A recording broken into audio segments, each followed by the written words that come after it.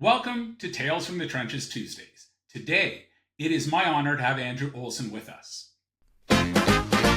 Here's a story of a fundraiser who was launching his very own web show. Each episode is very short due to edits, so it can really flow. Here's a story of a podcast guest star who was busy raising money of their own.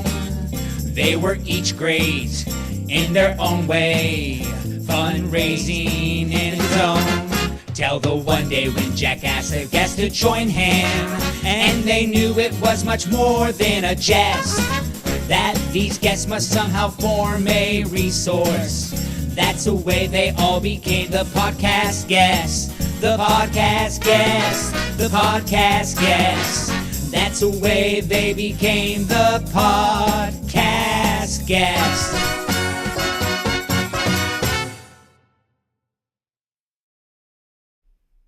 Andrew is an Executive Vice President of Fundraising Solutions at DickersonBakker. In that capacity, he leads both the firm's direct response fundraising agency and their major gift consulting and messaging practice. He's on a mission to help nonprofit leaders become more effective so they can make a greater impact in the world. Throughout his 25-year career, he served over 1,000 nonprofits in the US and Canada and helped them raise more than $1 billion. Andrew and his wife of 24 years are raising their 3 daughters on a small family farm in East Tennessee. So welcome, Andrew. Hey, Jack, it's good to be here with you. Thanks for having me. Yeah, wow. Yep. So, fundraising as a profession has kind of grown up a little bit. It's still, many folks think of it as party planning and event planning, which I just loathe. But as a profession, where do you kind of see the change coming in the next 5, 10, or 3 generations from now? Yeah, this is an interesting one. So at DickersonBakker, we have an entire division that's focused on talent. And in fact, our premise is that, there are sort of 3 things you need to be successful as a nonprofit. You need the right talent, you need a solid strategy, and then you need the resources to accomplish your mission, right? And of those, I think talent matters the most, because we could have great fundraising strategy, we could have great operational strategy, but if you don't have the right people and the right culture to allow them to be successful, no amount of strategy and fundraising budget is going to make you successful, right? So what I'm most concerned about in the next 5 to 10 years is the aging talent base and the fact that very few organizations are doing anything intentional around succession planning or even leadership apprenticeship, right? So we did a study last year. We do 2 studies every year, one on donors, one on leaders inside the nonprofit sector. And only 8% of charity leaders said that they've either got a plan for their succession or told anybody about the plan. And we're not as a society getting younger in our sector, right? So I think there's a real risk for organizations and for continuity of service for leaders not to be having those conversations and not to be developing up the next generation of leaders all throughout their organizations. I think that's probably our biggest risk. I'm really excited, on the other hand, by just how tenacious the next couple of generations of fundraisers and leaders are, who are stepping in and saying, well, wait a minute, there's actually a better way to do this. And if you'll just kind of give us a little bit of space and maybe get out of the way for a minute, we could show you some innovative ways to do things. I think if we can equip and empower those people to do what they're capable of, we could see some really interesting stuff in the future. Hey, so let's I just want to unpack your first part about, succession planning. So it was, in a former life, the chair of our campaign had said, what are you doing for succession planning? And I said, well, we don't have much planned. And the reason why at the time was because it costs money to invest in, I don't want to say redundancy, but, in kind of cross-training and doing all these things. We're in the for-profit world, that's quite commonplace. But in the nonprofit world, where you're scrutinized for every dollar of overhead you spend, everyone wants to keep that number ridiculously low. So sometimes they cut off their nose to spite their face. For sure. But the motivation behind it is, oh my gosh, I don't want my salaries number to be too high. Yeah, I hear that, but I think at the same time, like the other side of that for me is I have someone on my staff who will probably be my successor. And, I don't spend any more money when I say to her, hey, why don't you join me in this meeting? Right? Because we're going to be talking about this thing and you've never been exposed to that before. So this is a starting point and an opportunity for you to learn. Right? And I think the same thing in the nonprofit sector. Right? So I would challenge every executive director, every CEO to go identify 2 or 3 high potential leaders in their organization. They could be at any level, right?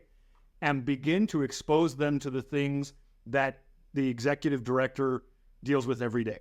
So maybe that means taking an up and coming program leader and putting them in a finance meeting they're not normally in, right? Or taking a gift officer or the CDO and inviting them into a board conversation that they otherwise wouldn't be privy to, and starting to let them build the muscle memory and the tool set to understand what it means to lead at that level. I think you can grow organic talent in those ways. And then, there's additional sort of mentorship and spending time with and just, going deep on question and answer conversations. Those kind of things that they do take time. They don't take hard costs, right? You don't have to spend any more dollars for that. But you have to be intentional about it. What we see and what we saw in the data is it was much less, the gap is much less about the cost and much more about leaders being uncomfortable acknowledging their humanity and acknowledging that at some point they might not be relevant anymore or they might not be in that role anymore. So I think that, and I would agree with you, like hiring 10 more people to make sure you have enough staff to do all the things, that's probably a non-starter for a lot of organizations. But being intentional about training and developing almost in an apprenticeship model, I think could actually benefit a lot of organizations. Yeah, I think that's a great point. I think it will also help the bleed that our sector sees, right? So I agree. The average tenure of someone not senior is like 3 years. So it's just managing those expectations. So if you're kind of investing and make it a plan that you're going to be investing to that person and be transparent, hey, you're going to kind of be my number 2 and one day take over, they may look at things a little bit differently when then that 36-month mark comes by. Absolutely. I mean, we hear all the time, people, because one of my colleagues recruits staff for clients, right? And so when she's talking to people, one of the biggest things that gets people to even have a conversation with her is that they will say, I just don't see a future here. I don't see a path, right? And so I think, if you want to hold on to staff and you want to keep, recruiters like my colleague from being able to poach them, one of the things you have to do, and you don't have to say to someone, look, you're going to be the next CEO, but you could say there are growth opportunities available to people like you who are willing to do these things and gain these experiences. And so if you're willing to go on this journey with us, I could see 3 or 4 different paths to additional leadership and career growth for you in the future, right. But you've got to take hold of those, right? Yeah. And I think oftentimes leaders get so stuck in what they feel like they need to accomplish day to day that they fail to remember that the primary role of a leader is to develop other leaders in the organization. Mm-hmm. Yeah, it's not to be the rainmaker themselves. Right, exactly. So maybe you might be able to answer this, maybe you might not. Your colleagues are doing more on the search side for staffing, but what are kind of the top 3 traits that they're looking for in new fundraisers? Yeah, so I might get this wrong, but the key traits that my colleague, by the way, her name's Kat Landa. If you don't know her, you should get to know her. She's a really dynamic leader. So she looks for mission fit. She looks for culture fit. She looks for obviously the experience and the aptitude to do the work well.